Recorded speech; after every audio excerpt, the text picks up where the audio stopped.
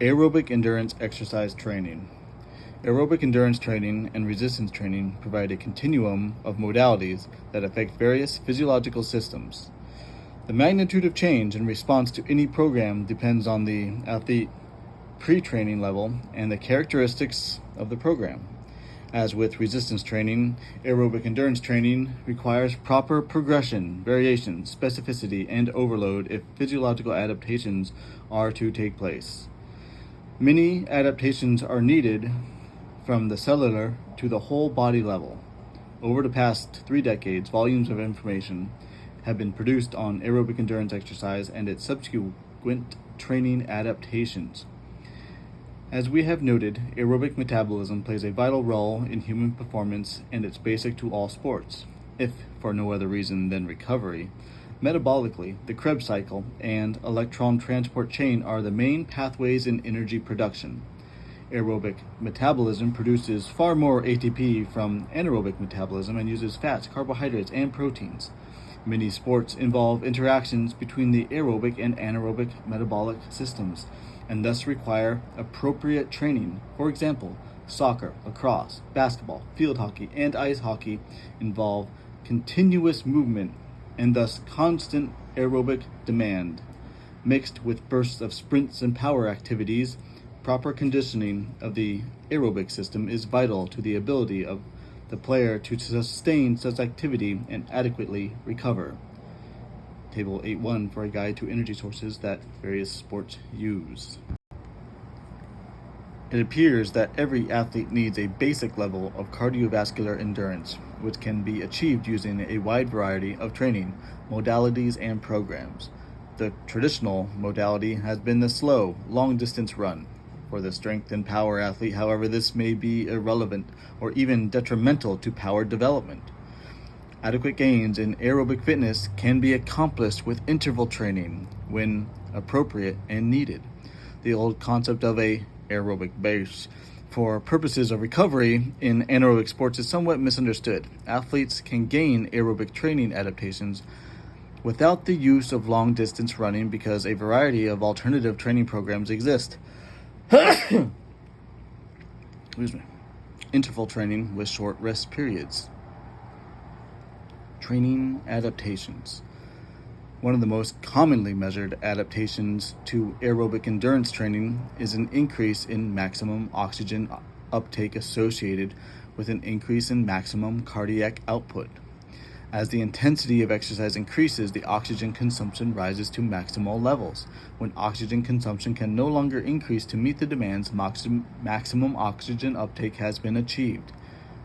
Aerobic endurance training can improve an athlete's aerobic power by 5 to 30% depending on the starting fitness level. Greater improvement can usually be attributed to exceptionally low starting fitness levels. It is interesting that most adaptations in maximum oxygen consumption can be achieved within a 6 to 12 month period. After that, changes in aerobic endurance performance are related more to running efficacy and changes in anaerobic metabolism. Increase in lactate threshold.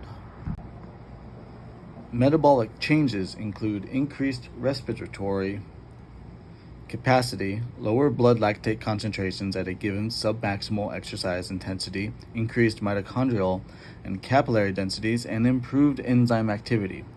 Although an athlete's maximum oxygen uptake may not change from year to year with aerobic endurance training, the oxygen cost of running does improve. Several studies have shown a progressive improvement in the economy of running in elite aerobic endurance athletes.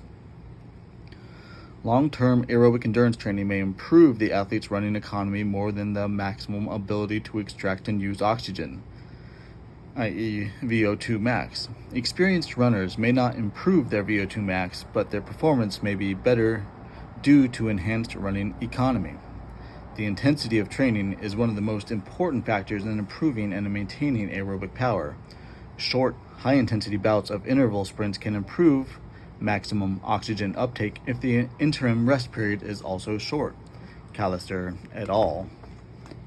Showed that long rest periods used with sprints improve sprint speed without significant increases in maximum aerobic power.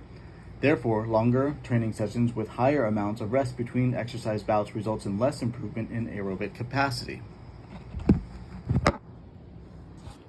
Aerobic endurance training results in reduced body fat, increased maximum oxygen uptake, increased respiratory capacity, lower blood lactate concentrations, increased mitochondrial and capillary densities, and improved enzyme activity.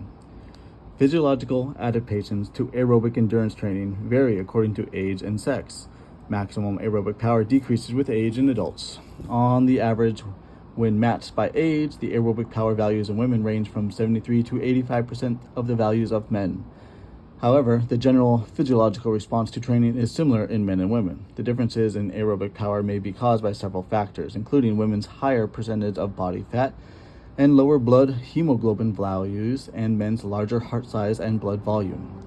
Fundamental sex differences include women's potential lower absolute muscle mass, lower testosterone concentrations, higher growth hormone concentrations, larger type 1 muscle fiber compared with type 2 fibers, and fewer muscle fibers in the upper body musculature. Table 8.3 lists the physiological changes that occur with short-term 3 to 6 month aerobic endurance training and compares the results of previously untrained and elite aerobic endurance athletes. Aerobic endurance training is associated with alterations in body composition. Aerobic endurance training usually decreases the relative percentage of body fat and has little or no significant effect on fat-free mass. Longer-term programs can result in greater decreases in the percentage of body fat. When training in intensity and volume balance anabolic and catabolic activities in muscle, the optimal exercise prescription depends on the training level of the athlete and the variation of the exercise protocol. Excessive training might lead to a predominance of catabolic activity in the body and cause muscle metabolism not to be able to keep up with the needed amount of protein synthesis. Adaptations in the nervous system play a role in the early stages of aerobic endurance training. At the outset, efficiency is increased and fatigue of the contractile mechanisms is delayed. The level of motor unit activation and the prime movers needed to maintain a given submaximal force decreases as skill is acquired. Additionally, improved aerobic endurance performance may also result in a rotation of neural activity among synergists and among motor units within a muscle. Thus, the athlete produces more efficient locomotion during the activity with lower energy expenditure. Compatibility of resistance and aerobic endurance training.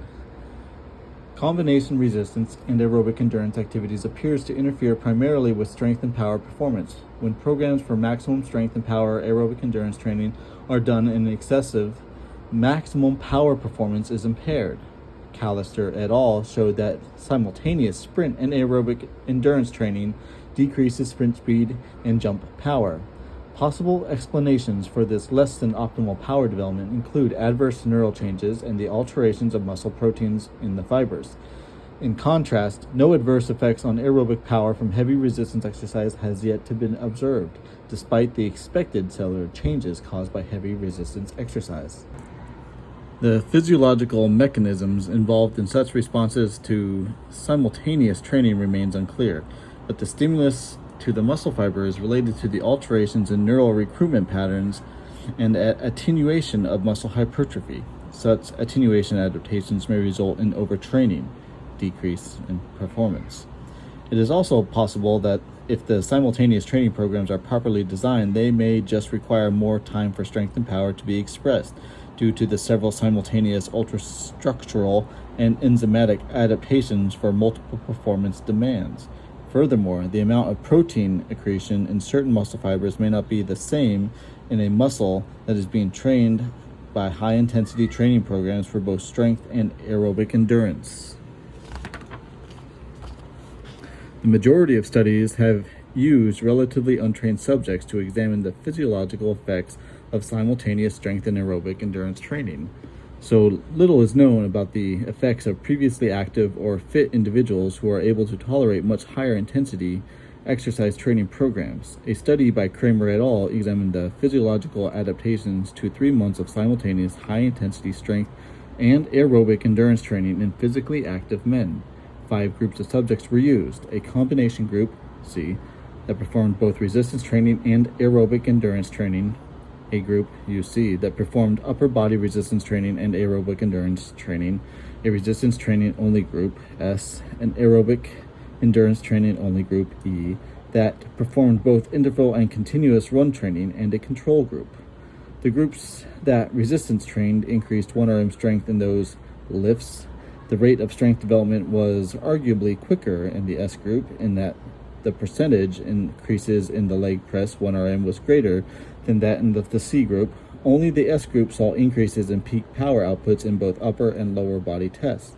None of the other groups observed any significant peak power changes. It was clear from the study, as Dudley and Gimel had previously observed for high-speed isokinetic torque production, that power capabilities may be more susceptible to overtraining through the addition of an intense supplementation aerobic endurance training program. This may be due to a wide variety of factors related to neuromuscular function.